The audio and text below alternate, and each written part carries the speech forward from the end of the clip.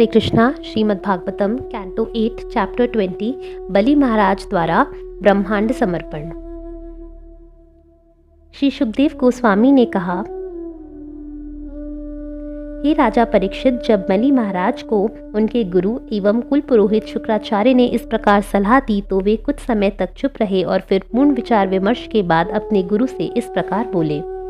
बलि महाराज ने कहा, जैसा कि आप कह चुके हैं, जो धर्म किसी के आर्थिक विकास, इंद्रिय तृप्ति, यश तथा जीविका के साधन में बाधक नहीं होता, वही गृहस्थ का असली धर्म है।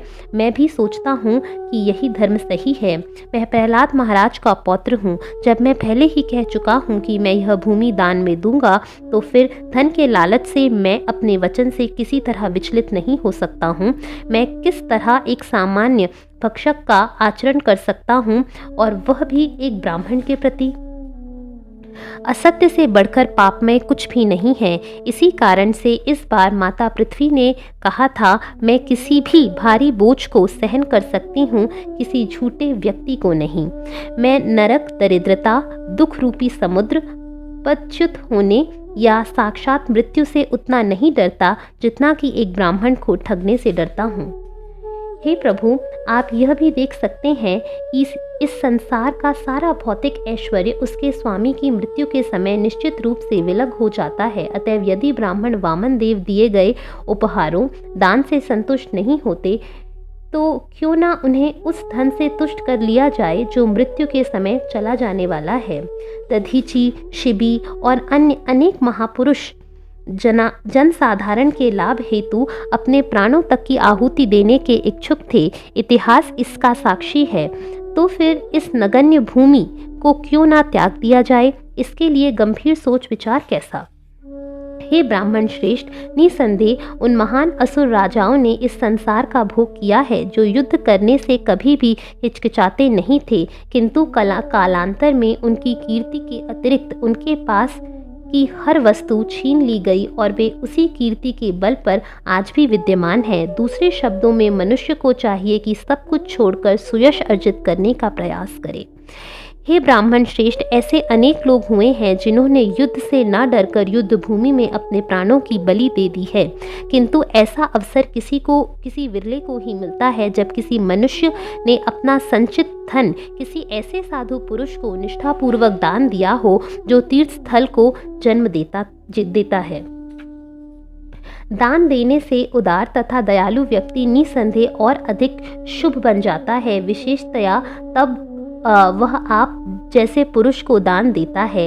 ऐसी परिस्थिति में मुझे इस लघु ब्रह्मचारी को उसका मुंह मांगा दान देना चाहिए। हे महामुनि, आप जैसे संत महापुरुष जो कर्मकांड तथा यज्ञ संपन्न करने के वैदिक सिद्धांतों से पूर्णतया अभिज्ञ हैं, सभी परिस्थितियों में भगवान विष्णु की उपासना करते हैं। अतः वही भगवान विष्णु यहाँ चाहे मुझे वरदान देने के लिए आए हों या शत्रु के रूप में मुझे दंड देने आए हों, मेरा कर्तव्य है कि मैं उनके आदेश का पालन करूं और उनके द्वारा मांगी गई भूमि बिना हिचक से उन्हें दे दूं। यद्यपि वे साक्षात विष्णु हैं, किंतु भयवश उन्होंने मेरे पास भिक्षा मांगने आने के लिए ब्राह्मण का वेश धारण करके रखा है। ऐसी परिस्थिति में जब उन्होंने ब्राह्मण रूप धारण कर रखा है, तो वे चाहे अधर्म द्वारा मुझे बंदी बनाते हैं या मेरा वध भी कर देते हैं, तब भी मैं उनसे बदला नहीं लूंगा, यद्यपि वे मेरे शत्रु हैं। यदि यह ब्राह्मण वास्तव में भगवान विष्णु है, जिसकी पूजा वैदिक स्तुतियों द्वारा की जाती है, तो वह अपने सर्वव्यापक यश को कभी नहीं छोड़ेगा। वह या तो मेरे द्वारा मारा जाकर धराशाही हो जाएगा या युद्ध में मेरा वध कर देगा। श्री सुखदेव गोस्वामी ने आगे कहा, तत्पश्चात भगवान से प्रेरित होकर गुरु शुक्राचार्य ने अपने उच्च शिष्य बलि महाराज को शाप दे दिया, जो इतने उदार एवं सत्यनिष्ठ थे कि उनके गुरु के आदेशों को मानने की बजाय उनकी आज्ञा का उल्लंघन करना चाह रहे थे। यद्यपि तुम्हें कोई ज्ञान नहीं है, फिर भी तुम तथाकथित विद्वान पुरुष बन गए हो और इतने धृष्ट होकर तुम मेरे आदेश का उल्लंघन करने का दुस्साहस कर रहे हो। मेरी आज्ञा का उल्लंघन करने के कारण तुम शीघ्र ही सारे ऐश्वर्य से विहीन हो जाओगे।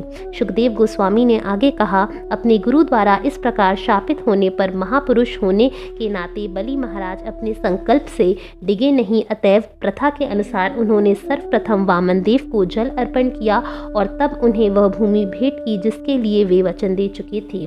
बलि महाराज की पत्नी विद्यावली, जो गले में मोतियों का हार पहने थी, वहां पर तुरंत आई और भगवान की पूजा करने के निमित्त उनके चरण कमलों को पखारने के लिए अपने साथ पानी से भरा सोने का एक बड़ा जलपात्र लेती आई। वामन देव की पूजा करने वाले बलि महाराज ने प्रसन्नता पूर्वक भगवान के चरण कमलों को धोया, फिर उस जल को अपने सिर पर चढ़ाया, क्योंकि वह जल संपूर्ण विश्व का उद्धार करता है।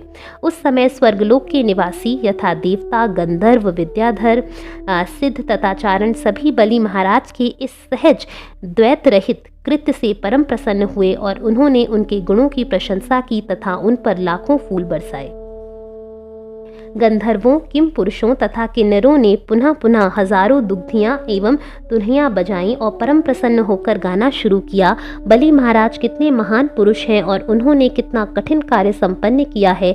यद्यपि वे जानते थे कि भगवान विष्णु उनके शत्रुओं के पक्ष में है, तो भी उन्होंने भगवान को दान में संपूर्ण तीनों लोक दे दिए।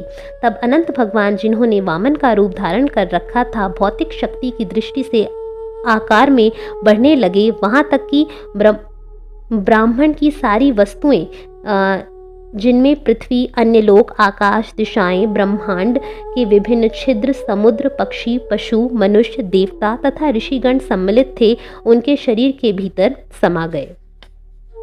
बलि महाराज ने अपने समस्त पुरोहितों, आचार्यों तथा सभा के सदस्यों सहित भगवान के विश्व रूप को देखा, जो षड ऐश्वर्यों से युक्त था। उस शरीर में ब्रह्मांड की सारी वस्तुएं विद्यमान थी, सारे भौतिक तत्व, इंद्रियां, इंद्रिय विषय, मन, बुद्धि, अहंकार, विविध जीव तथा प्रकृति के तीनों गुणों के कर्म तथा उनके फल।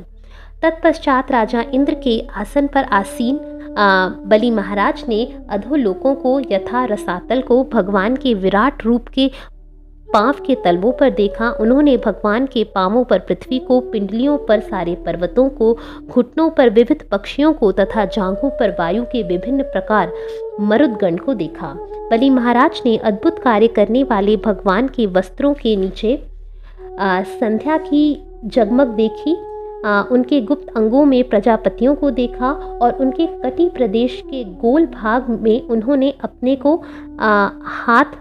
अपने को तथा अपने विश्वस्त पार्षदों को देखा। उन्होंने भगवान की नाभि में आकाश, कमर में सातों समुद्र और उनके वक्षस्थल में तारों के सारे समूह को देखा।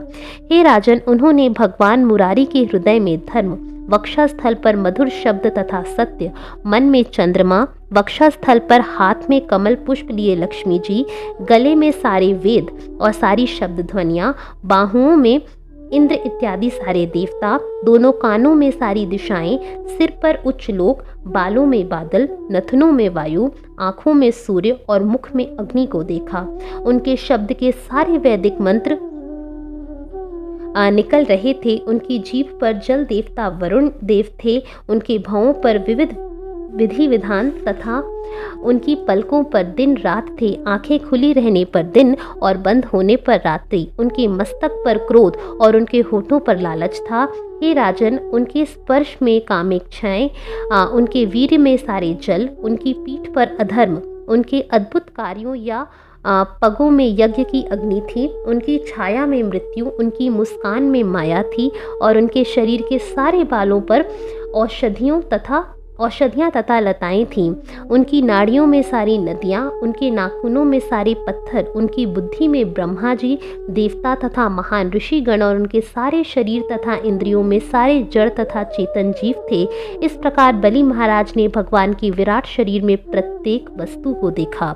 हे राजन, जब महाराज बलि के समस्त असुर अनुयायियों ने भगवान के विराट रूप को देखा, जिन्होंने अपने शरीर के भीतर सब कुछ समा लिया था, और जब उन्होंने भगवान के हाथ में सुदर्शन नामक चक्र को देखा जो असह्य ताप उत्पन्न करता है, और जब उन्होंने उनके धनुष की कोलाहलपूर्ण टंकार सुनी, तो इन सब के कारण उनके हृदयों में विषाद उत्पन्न हो उठा।